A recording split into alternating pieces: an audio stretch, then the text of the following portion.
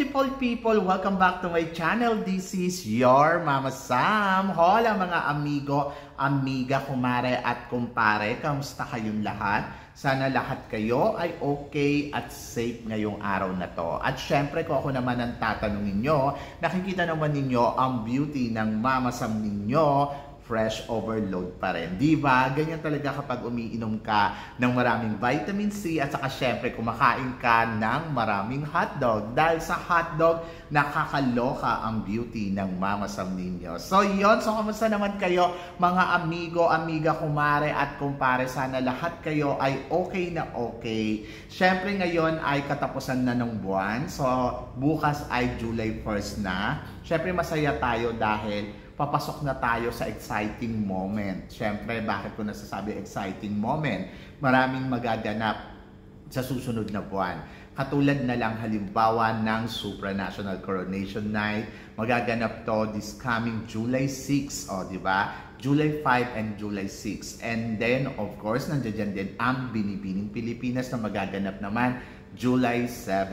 And then, of course, ang Miss World Philippines na magaganap naman sa July 19. So, sunod-sunod talaga ang pasabog pagdating dito sa mundo ng pageantry. Kaya naman lahat tayo ay talaga namang excited para sa buwan ng July. Are you excited, guys? And then, of course, marami ding salamat sa lahat ng walang sawang tumututok dito sa Mama Sam Vlog araw-araw, lagi-lagi na talaga namang inaabangan ng kadamihan. Maraming salamat sa pagmamahal at suporta. And then, of course, kay Christine Ann Perez na isa rin sa mga excited na for the Binibining Pilipinas. Sabi nga ganon, once you are Binibini, you're always a Binibini. Diyos ko, sino kaya mananalo dito ng tig 1 million pesos, no? So, nakakatuwa. At saka, syempre, ang supranational talaga namang kaabang-abang dahil syempre, hindi natin alam kung ano ipapakita ng pambato natin na talaga namang palaban, di ba? And then, of course, sino kaya tatanghaling bagong Miss World Philippines? So, yan ang mga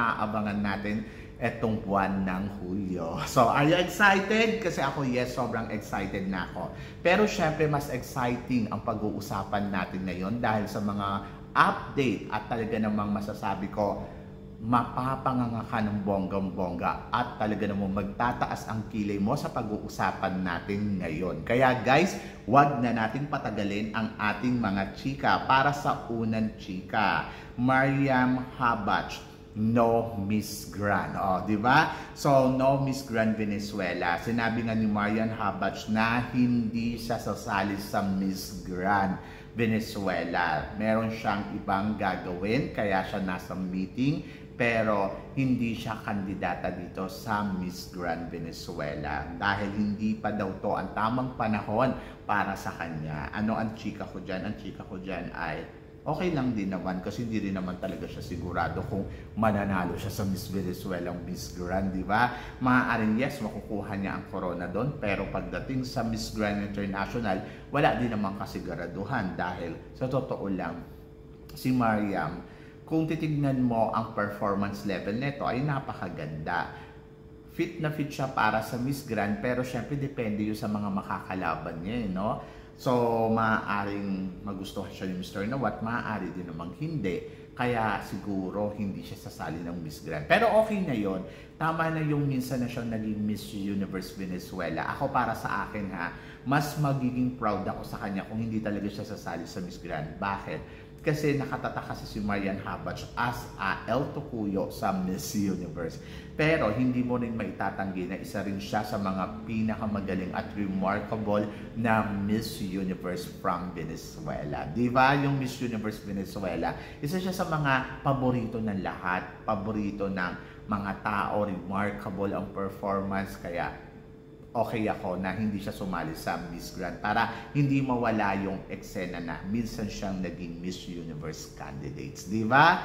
And then, of course, masayang-masaya tayo yesterday dahil ang pambato ng Asia talaga namang umarangkada ng bonggang-bongga dito sa Miss Supranational. Mama Sam, anong masasabi mo kay Miss Myanmar, kay Miss Philippines at kay Miss Thailand na pasok sa top model last night? To be honest, ako masaya ako kasi inaasahan ko ang mga aarangkada dito, yung mga front runner na katulad ni Thailand, katulad ni Indonesia, syempre ni Malaysia, saka sino pa ba na talagang sobrang andadaming magagandang kandidata. Pero syempre, kinabog sila ni Philippines, di ba?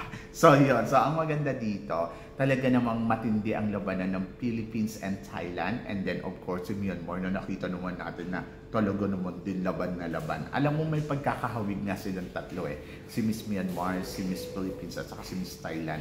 Pag tinignan mo sila yesterday, talaga namang pack na pack yung beauty nila at talagang masasabi ko naman na deserve naman nila na makalusot dito sa top 3 ng Miss Universe, ng Miss Supranational top model at talagang masasabi ko wow, ang galing-galing dito ng pambato natin, diba? So yon, kaya congratulations sa tatlong bansa na nakalusot. And then of course, Mama Sam, ano namang masasabi mo kay Miss Thailand na nag-Miss Top Model? Katulad nung last year, sila din ang kumuha ng pwesto ng Top Model for Asia. Ngayon back to back sila, Mama Sam. Ang masasabi ko kahapon habang pinapanood ko si Thailand, talagang sobrang gandang-ganda ako sa kanya. Kung paano rumampa si Beatrice Luigi Gomez, ganun yung energy, ganun yung orahan na ibinigay ni Thailand yesterday. Super powerful, super galing. Sabi ko nga, ay nako, ang naglalaban dito talaga si Myanmar at saka si Thailand. Kasi kung titignan mo, iba talaga yung atake nila. Yung mga hakbang ni Thailand, talagang hindi mo matatanggihan na pang top model at talagang masasabi ko, my gosh, ang lalaki ng hakbang ni Thailand at nakakaloka.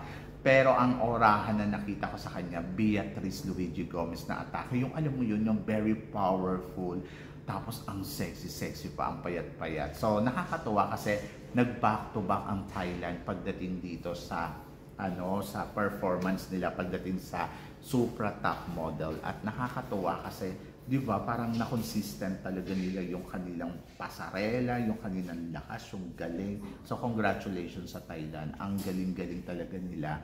Anyway, so tingnan natin kung ano ang ipapakita ni Thailand pagdating sa Coronation Night. Dito pa lang masasabi mo na competitive si Miss Thailand at talagang palaban. But yung performance niya yesterday, masasabi ko talaga ay siya yung panalo dito. Doon pa lang sa simula pa lang ng eksena, sabi ko ay panalo to si Thailand. Talagang maganda talaga yung execution niya pagdating sa pasarela, entablado, talagang winner. So, di ba? Napansin niyo modelang-modela.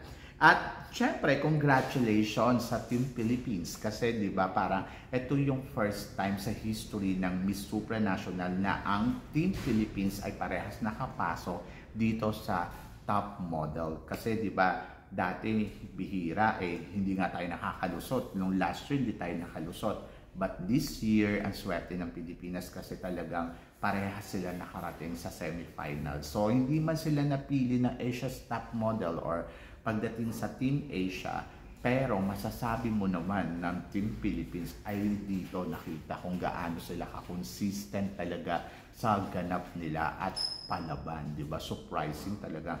Sa 68 candidates, napapansin ito si Alitea bilang isa sa mga top model. At in fairness naman kay Alitea, ang ganda-ganda niya yesterday, ang ganda na suot. Pero syempre may maraming nagko-complain. Sabi niya sana daw mas ginalingan pa daw ni Alitea, sana daw yung power lumabas.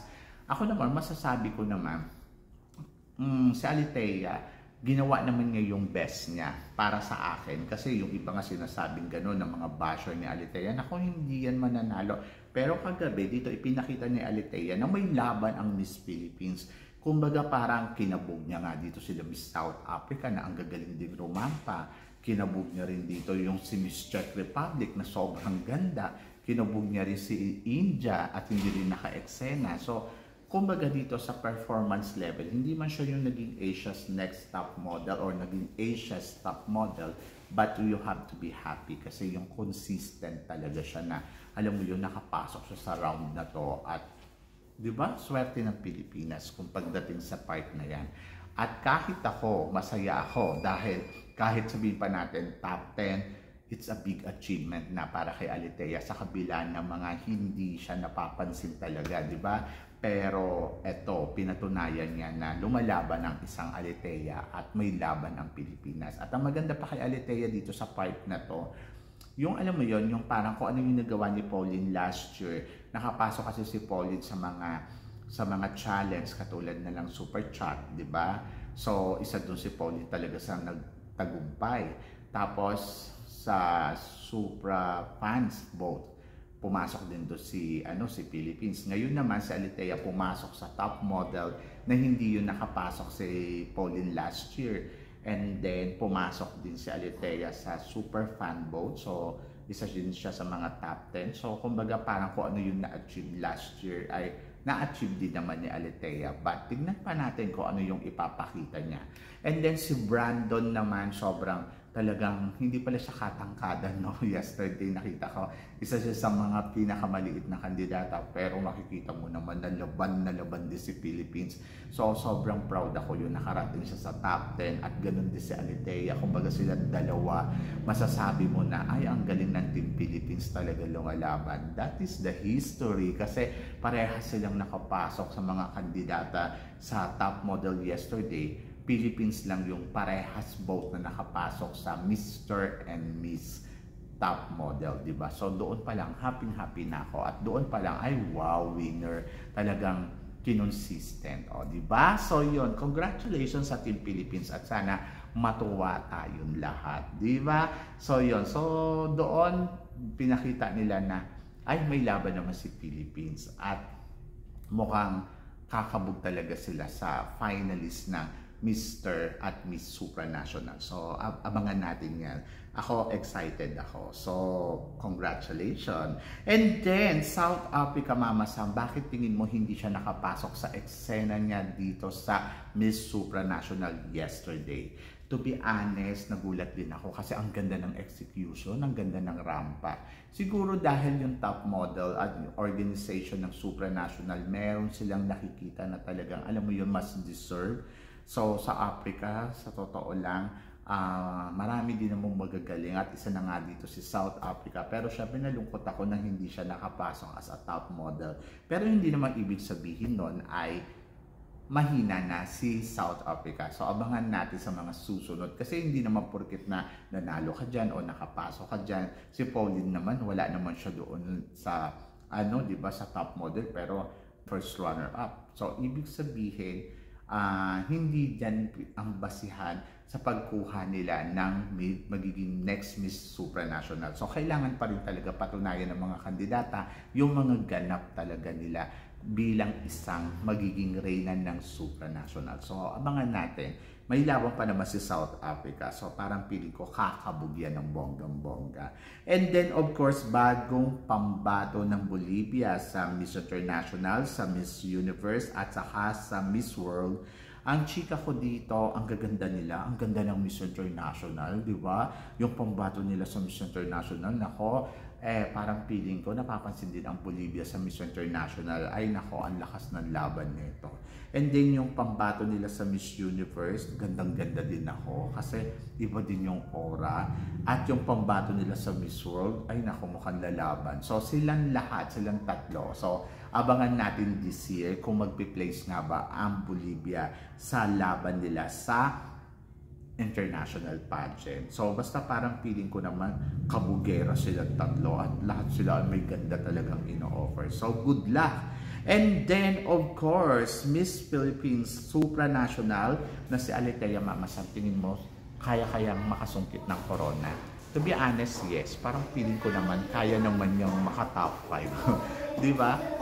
Kung dito nga sa top model naka-eksena siya doon pa kaya sa sa coronation night. Parang feeling ko lalaban talaga siya ng bongga-bongga. So yun yung abangan natin sa kanya. And ngayon pa lang, good luck sa Team Philippines, di ba? So lahat naman tayo excited para sa kanila. And then tingnan natin kung ano ang ipapakita nila sa kanilang laban sa international pageant. So yun guys, maraming salamat syempre sa inyong lahat, sa suporta at pagmamahal na binibigay ninyo dito sa channel ko. At sa mga hindi pa po nakaka-subscribe dyan, please don't forget to click like and subscribe my channel. At i-click na rin po ninyo ang notification bell para lagi kayong updated syempre sa aking mga chika. Sabi ng ganon, keep smiling lang at laban lang. So guys, hanggang dito na lang. Hanggang sa muli nating chikahan. Paalam. Thank you guys.